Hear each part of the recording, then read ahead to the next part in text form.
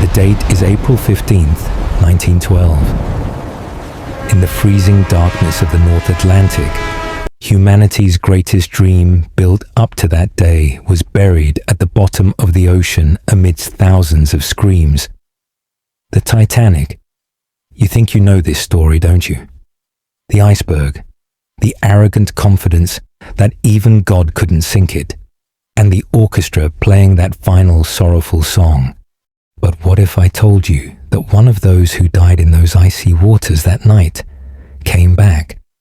Is it a spiritual journey or an inexplicable transfer of memory? The story I am going to tell you today is not a Hollywood script.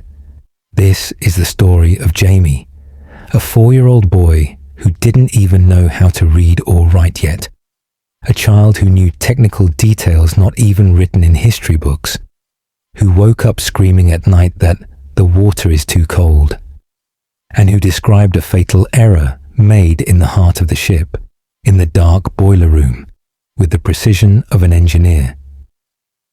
Sit back, because what you are about to hear will deeply shake your beliefs about life after death and the reality you think you know. It all started quite normally. Jamie was, from the outside, a happy, healthy 4-year-old boy who loved playing with his toy cars. To his parents, he was the most precious thing in the world.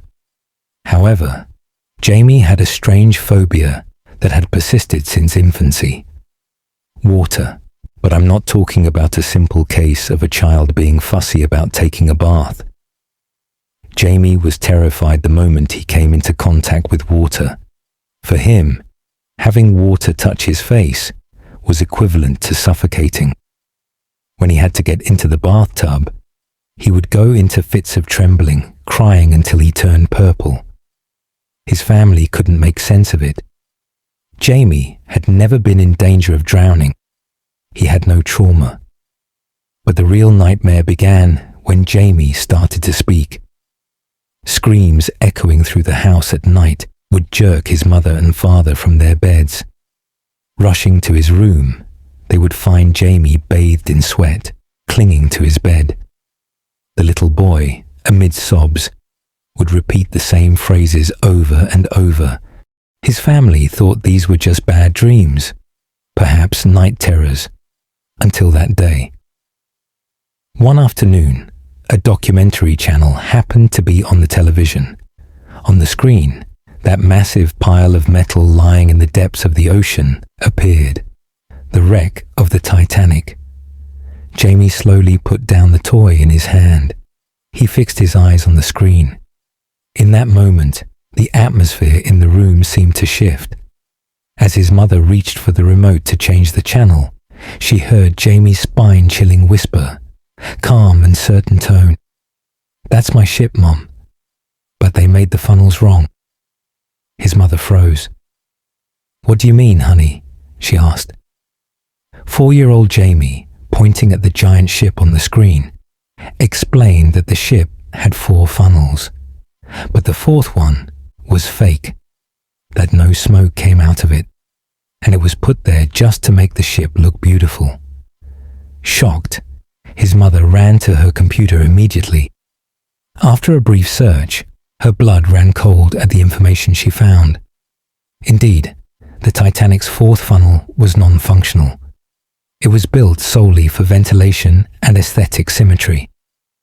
Titanic enthusiasts and historians knew this, but a 4-year-old child, there was no way he could know that. From that day on, Jamie began drawing pictures incessantly, sheets and sheets of ship drawings. All of them depicted a ship split down the middle, black smoke billowing from its funnels, and tiny dots of people surrounding it. When asked what those dots were, Jamie's answer was heartbreaking. "Those are my friends, Mom. They are falling into the sea. They are so cold."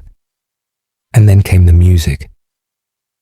One evening, his father heard murmuring coming from Jamie's room. Listening from the doorway, he realized his son was humming an old, very old melody.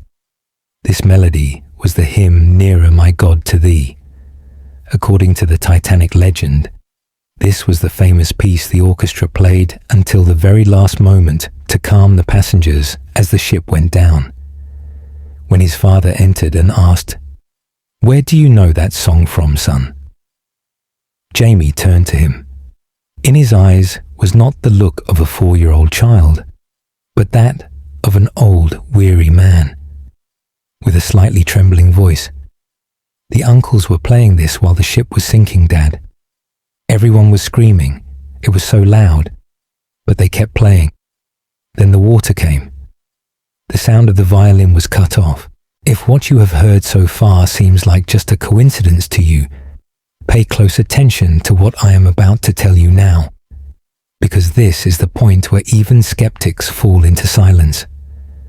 One day, Jamie tried to explain to his father why the ship sank.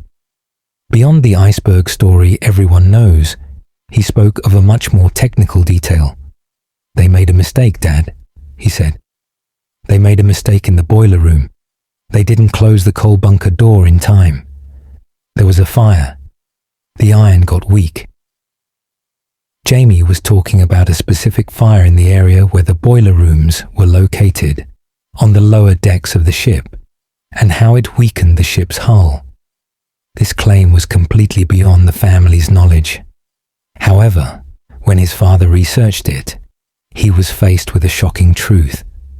Modern examinations and engineering reports made years after the accident confirmed that there was indeed a smouldering fire in the coal bunkers before the Titanic even set sail. This fire had heated the ship's steel hull, weakening it and increasing the extent of the damage when it hit the iceberg. This was a detail known only to experts and those who had researched deeply. How could a 4-year-old child know about the boiler room procedures and metal fatigue principles of a steamship built in 1912? What he described was not imagination. It was a first-hand witness account. As time passed, Jamie grew up. He started school, made new friends, and, as is typical in reincarnation cases, when he reached the age of 7 or 8, these memories slowly began to fade. Those technical details, that sorrowful song, the sensation of that icy water, they all vanished behind a veil of mist. All that remained was a slight fear of water, the reason for which he no longer remembered. Scientists might call this cryptomnesia, memories whose origins have been forgotten. Psychologists might label it as childhood imagination. But for Jamie's mother and father, the situation was very different. They had seen that night, that fear, and that farewell in their son's eyes. Perhaps our souls, even after our bodies perish, find a way to complete their unfinished stories. Perhaps the Titanic's final song never really ended. So, what do you think? Could Jamie's story be proof of a past life? Or is it all just a massive coincidence? Share your theories with me in the comments. If you want us to pursue mysteries like this one, don't forget to like the video and subscribe to the channel. See you in the next mystery. Stay in the light.